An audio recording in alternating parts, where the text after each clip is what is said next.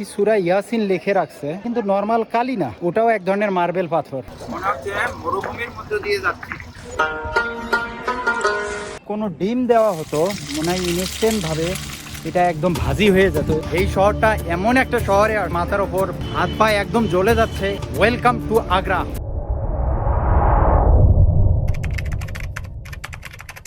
যে হোটেলটার মধ্যে ছিলাম Arakan road, Paharganj, new Delhi. অটোকে বলছিলাম যে নিউ দিল্লি স্টেশনে যাওয়ার জন্য, কিন্তু আমাকে মেট্রো রেলওয়ে স্টেশনে নামাই দিছে। লোকাল পার্সনে ভুলভাল ইনফরমেশন আমাকে দেওয়া হয়েছে, যার জন্য বিভিন্ন জায়গায় ঘুরতে হয়েছে আমাকে।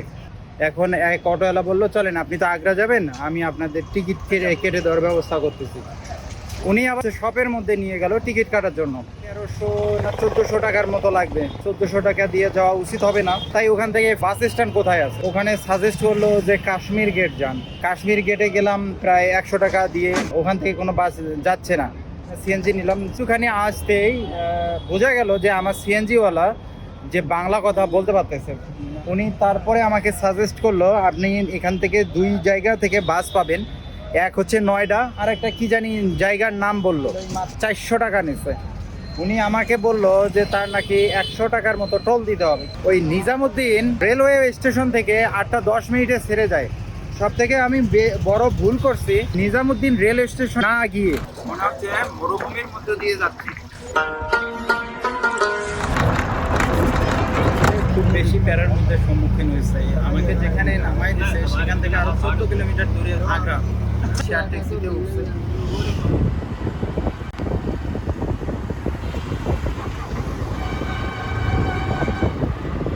হাত পা একদম জ্বলে যাচ্ছে, এমন একটা শহরের মধ্যে আসছে।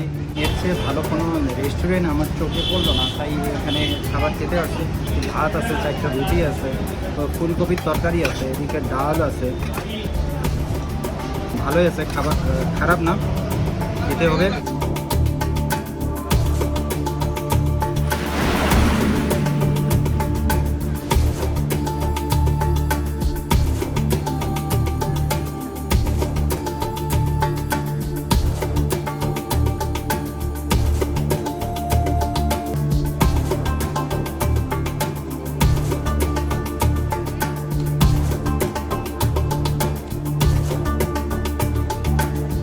এখন আগ্রা ফোর্টের মধ্যে ঢুকে পড়ছি।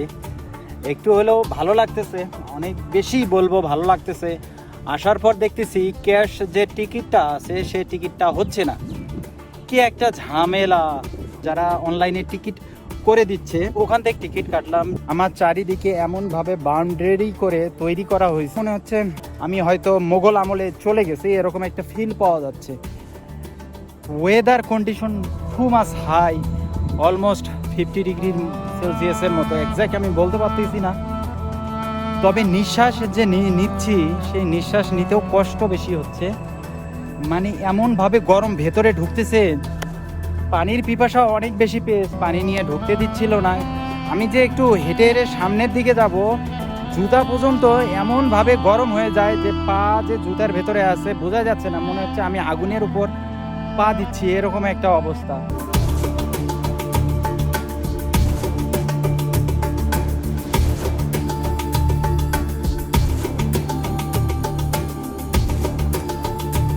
আমি মোগল গার্ডেন যেগুলো দেখতে পাইছি স্ট্রাকচার একদম নষ্ট হয়ে গেছে। এখানে দেখতেছি একটা দরজা খোলা আছে, মেবি উপরে নট এক্সিস উপর। ওকে,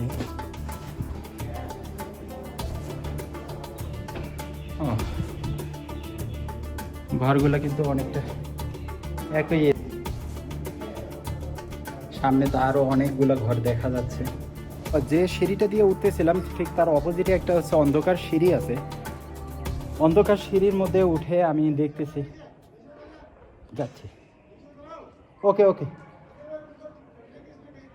ও তো দরজা খোলা। ওকে ওকে,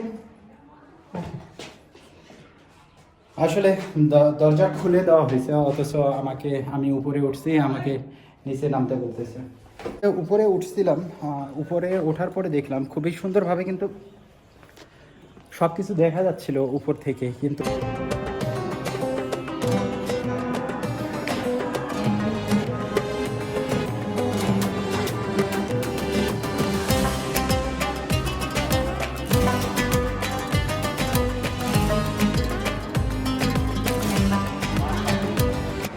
চলুন এখন আগ্রা ফোর্ট। যমুনা নদীর তীরে অবস্থিত কেল্লাটি লম্বা একটা কাহিনী নিয়ে দাঁড়িয়ে আছে। বর্তমানে আমরা যা দেখতে পাই, 1526 সালে দিল্লি জয়ের পর সম্রাট বাবর এখানে অবস্থান করেন। পরবর্তীতে বেশ কয়েকবার ক্ষমতা পালাবদল হয়ে 1558 সালে সম্রাট আকবর আগ্রায় রাজধানী স্থানান্তর করেন। সম্রাট আকবর রাজস্থানের আরাউলি থেকে 4000 বেলে পাথর সংগ্রহ করে 4000 কর্মী 8 বছর ধরে প্রতিদিন কাজ করে দুর্গের বাইরের দিকে বেলে পাথর আর ভেতরের দিকে ইটের গাঁথনি দিয়ে 1573 সালে দুর্গের কাজটি সম্পূর্ণ করেন। পরবর্তীতে আকবরের পুত্র শাহজাহান অনেক জায়গায় সংস্কার করেন এবং শ্বেত পাথর দ্বারা বেশ কয়েকটি ভবন নির্মাণ করেন। আমরা এখন আগ্রা ফোর্টের যা দেখতেছি তা হলো সম্রাট শাহজাহানের সংস্করণ। শাহজাহানের পরে এটা মারাঠারা দখল করে নেয়। 1761 সালে আহমেদ শাহ আবদালি পানিপথের তৃতীয় যুদ্ধে মারাঠাদের পরাজিত করে আবারও এটা দখল করে নেয়। আবারও ক্ষমতা পালাবদলের কারণে ব্রিটিশরা এই দুর্গটি দখল করে নেয়।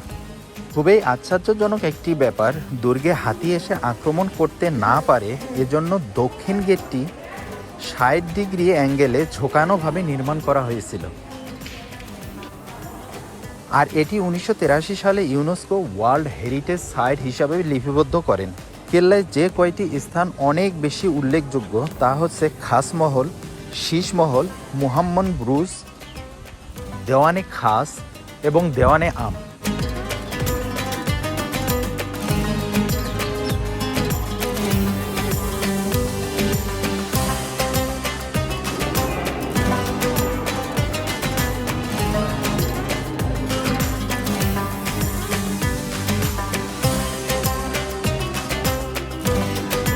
এই জায়গাটায় ঠিক তাজমহল কিন্তু সুন্দরভাবে কিন্তু দেখা যাচ্ছে, কিন্তু আসলে এখানে দেখি এখান থেকে তাজমহল।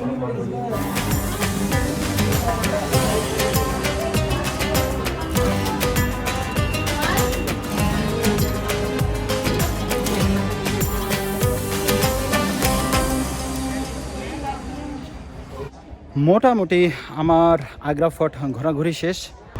আমি এখন তাজমহলের প্রথম গেট দিয়ে সামনের দিকে এগিয়ে যাচ্ছি। 500 মিটার সামনের দিকে প্যাডেল করতে হবে, তারপরে যদি টিকিট পাওয়া যায়। আমি যাচ্ছি সামনের দিকে। দিস টাইপ গাড়ি পেলে ভালো হতো। ফাইনালি অনেক কষ্টের পর ব্যাপারটা কি হয়েছে, এখন সব টিকিট অনলাইনে দিচ্ছে, একটা কাউন্টার থেকে টিকিট দিচ্ছে ইন্টারন্যাশনাল কার্ড দিয়ে, আর টিকিট আসতেছে না। ক্যান্সেল করে যেটা করা লাগলো, আমাকে এখানে একটা গাইড হায়ার করা লাগছে। করার জন্য আমার প্রায় 250 রুপি লাগছে, আর হচ্ছে আমার টিকিট লাগছে 740 রুপি। আবার নাকি ওখানে আবার 50 টাকা এক্সট্রা দেওয়া লাগছে, যার জন্য আমার টিকিটটা তাড়াতাড়ি হয়েছে।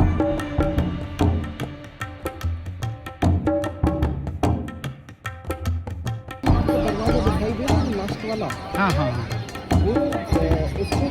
আমার পিছনে একটা লম্বা স্ট্রেট লাইন দেখা যাচ্ছে। এখন আমি হাঁটবো, তখন নাকি ইলুশন হবে আমার যে তাজমহলটা অনেক বড়। মানে কয়েকটা পার্ট আছে। আমি যখন সামনের দিকে এগিয়ে যাচ্ছি তখন কিন্তু আস্তে আস্তে তাজমহলটা মনে হচ্ছে আমার পিছনের দিকে যাচ্ছে। এখন আমি এখান থেকে কিন্তু 4টা মিনারেই দেখতে পাচ্ছি। আপনাদেরও আমি একটু দেখাই।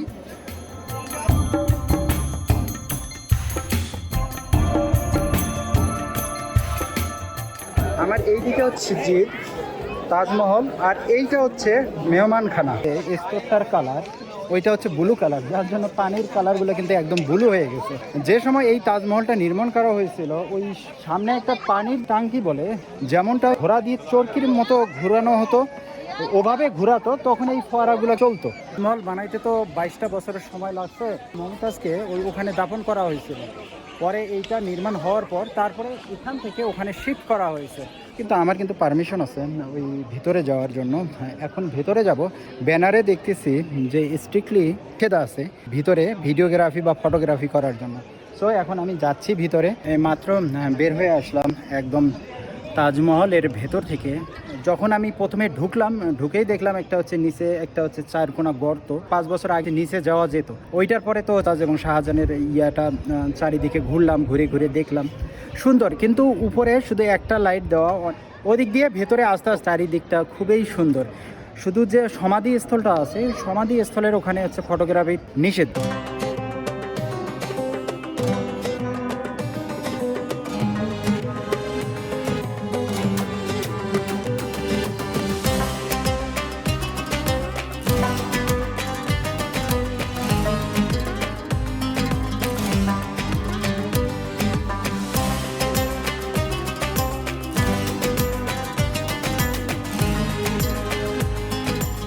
যে আমার পিছনে যে সুন্দর রেড বিল্ডিংটা দেখতেছেন, এই বিল্ডিংটা কিন্তু same copy is Taj Mahal opposite side, শুধু পেছনের সাইডটাতে নদী।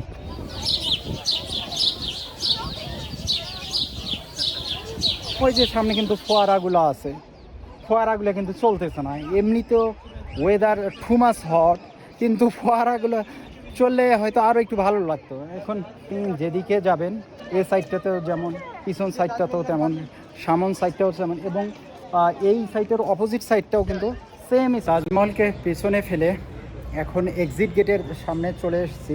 এখান থেকে বাই বাই বলতে হচ্ছে, এখন আমাকে এখান থেকে বের হতে হবে।